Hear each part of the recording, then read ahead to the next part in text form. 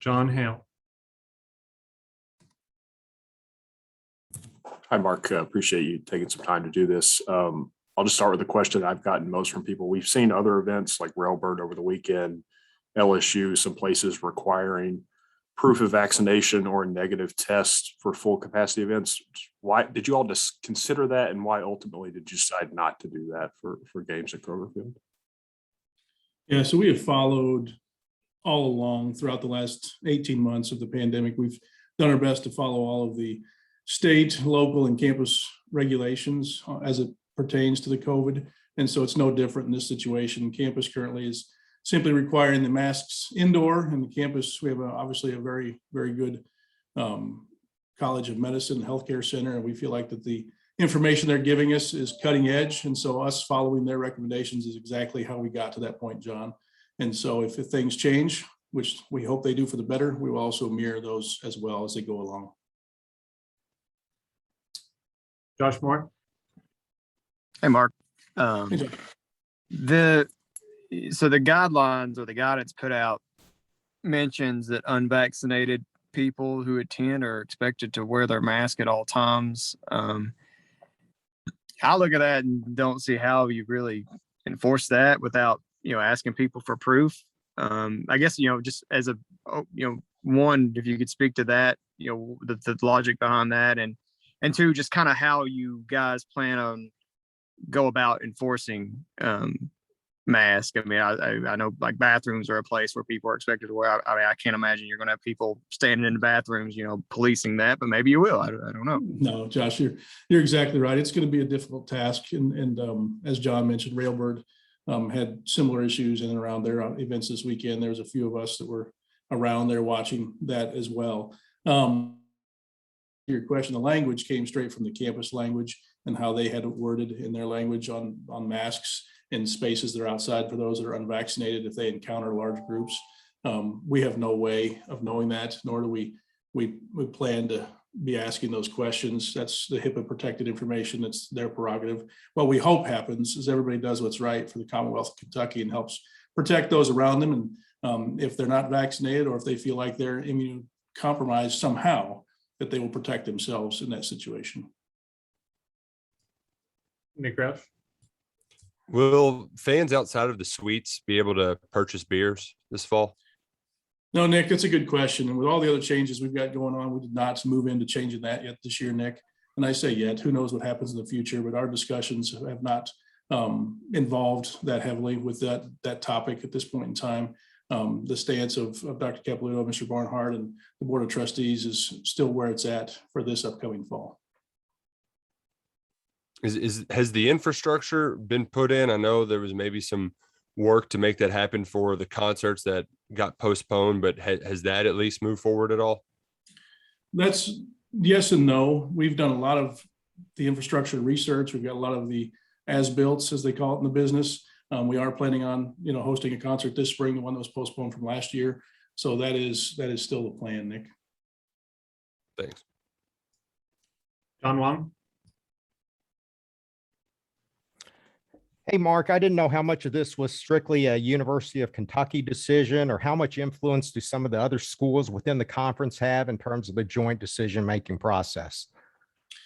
And you're talking straightly in regards to the COVID itself, John? Correct. Yes. We followed state and local guidelines the entire time. So what you see happening at LSU is drastically different than what you see happening at the University of Georgia and the language that have been put out at those institutions. And what we're putting out is obviously somewhere right in the middle. So the conference dialogue, the athletic directors and the presidents both meet separately every week. They obviously early on in the COVID were moving together on things, but as the pandemic has ebbed and flowed throughout the states, we've kind of all been doing what was right for our state and what we're being told to do in our areas. So that's kind of fallen off a little bit on the conference guidance in this regard, and we're doing state and local guidance.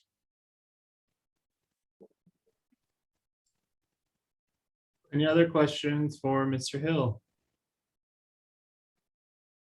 In closing, Jake, if you got a minute, what I would just simply add, sorry, we got a couple more hands up. Go ahead. Okay, so let's start with John. Yeah, I know, Mark, they're going to mobile parking passes. Just what's your advice on that? I mean, we got sent ours today and it seems a little confusing. So what are you telling people to make sure they get that right, get it in the stadium? Yep, that's perfect segue and exactly where I was going to go, John. I appreciate it.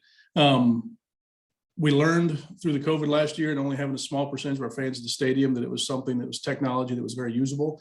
We're pushing that much like everybody else. I know the Cincinnati Reds and other venues are doing the same thing. If people have questions, they should be contacting our ticket office. They can help walk you through that. I was in both ticket office and the K-Fund office this afternoon, and they're fielding a lot of calls, both in person and otherwise, to try to get people at a good point. The biggest piece of advice I can give is that people need to arrive early. We always have issues with traffic on the noon kickoffs in general, just because people, they're getting up, they're trying to get their families ready, and all of a sudden it's 10:30 and it's getting tight. We would tell people to get up, get moving, get going early. The weather looks like it's supposed to be very, very good this weekend compared to what we had last weekend here in Lexington as far as the heat goes. So come out and enjoy the tailgating and get yourselves parked, and then start heading to the gates and come support the catwalk so that everybody can get in the stadium and be ready for kickoff. Josh, you want to go ahead? Yeah, I wanted to ask. I took your job. I know the season ticket sales seem to be pretty good considering, last year and everything. What, as far as like attendance you're expecting for that first game, you have a sense of like tracking whether that's, headed for a sellout, or if you're expecting that to sell out on the day of, or what that might look like? That's a tough question to answer. We have not gotten to the point of collaborating all that information yet, Josh. Being Labor Day weekend and knowing our students are gone, and there's a lot of that ticket sales that relies on them on a game day weekend. But we are excited to see where we land here in the next coming days. There are still tickets available, and people should be reaching out to the ticket office to go ahead and grab those up so that they can come out and enjoy the Cats this Saturday afternoon. What's Larry got for us? Hey, Mark, do you worry that maybe older folks are going to have a lot of trouble with this digital change that you're going to, and are just going to get frustrated and give up, like maybe I did earlier today? Yeah, no, it's Larry. We can't say older. We say seasoned, more seasoned individuals. Seasoned. Thank you. So that has been a concern. We've talked about this very topic for 4 or 5 years. And in knowing the demographics of our people in our state and understanding that there's still people in our state that don't have the internet, right? So moving to this type of technology is not going to be easy. And that's why we're encouraging people to reach out to the ticket office if they're struggling. There's some things they can do quickly over the phone that help get people to walk through it. And to be quite honest, the first time I used this technology was down at the SEC basketball tournament in March. And I struggled initially. I was in a hotel where I could call Kathy Hurst and say, hey, come show me how to do this. So that we do, I won't say we're worried, but it's something we're definitely thinking about and trying to address here in these last couple of days. So for someone like my age that knows he's going to struggle, but if I go out and find me a 18, 25, 30-year-old, is this just second nature to them and it's no big deal? I think that would be able to happen in about 10 seconds. When I can go to my children, they're able to bang through it in a hurry, because that's how they're doing everything in their lives these days. And the other thing too, we're going to have, Larry, and for the group, is there'll be mobile help zones throughout the stadium complex. There's, and I can't quote how many because I'm in and out of a lot of meetings in the day, but there's multiple mobile help zones where they can go to someone right there on site at Kroger Field on Saturday to get help as well. Thanks. We do have time for a few more. Okay, John Wong, sorry. Yeah, Mark, what can we as media do to help expedite the process, to get the word out? I mean, is there anything specific that you're requesting from us? I think referring people to the websites, meaning ukathletics.com and uktix.com, the information is linked up through there, John. It's something that, we've those of us have been around Central Kentucky for as long as, I've been here 23 years. We've seen events. There was a concert a few years ago that had some problems by a fairly well-known artist. There's been other events that happen where the lines can get backed up because people aren't used to the technology. We do not want to go through that. We're trying to push out in as many avenues as we can that people need to be looking at their emails, which I know some people don't even have emails, but if not, they need to be looking at their hard mail, the old-fashioned snail mail, to get the instructions on how to upload things, and then be able to move forward from there. And Tim Letcher, I just saw put the link in the chat as well to pull that off. But John, anything you guys can do to help push that out would be outstanding. Gary Graves. Hey, Mark, what was the feedback like in this process, the public feedback? I mean, were you all getting calls about it, and what's the reaction been to the policies that have been out there, for about a week now?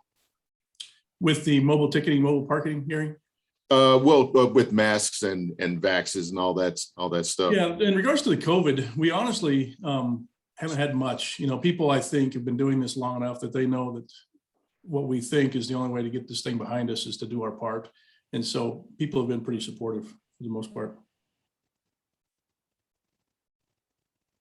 And I saw Jeff Drummond had a question, so go ahead if you're ready. That covered mine, Jay. I appreciate it. Got it. Perfect. So I think we're gonna wrap up here. As we said, we'd get off by 5:30 for football practice ending. Unless Mark has anything he wanted to close with. No, thanks for giving me the time, guys. I know I see a lot of you around on a daily basis, and I know what you do is not easy, and sometimes it's cold and wet and not a complete blast, but we appreciate everything you're doing for us and to promote the program and to keep putting the stories out there. But let our folks know if you've got questions, and we'll be more than happy to help answer them. Thanks, guys.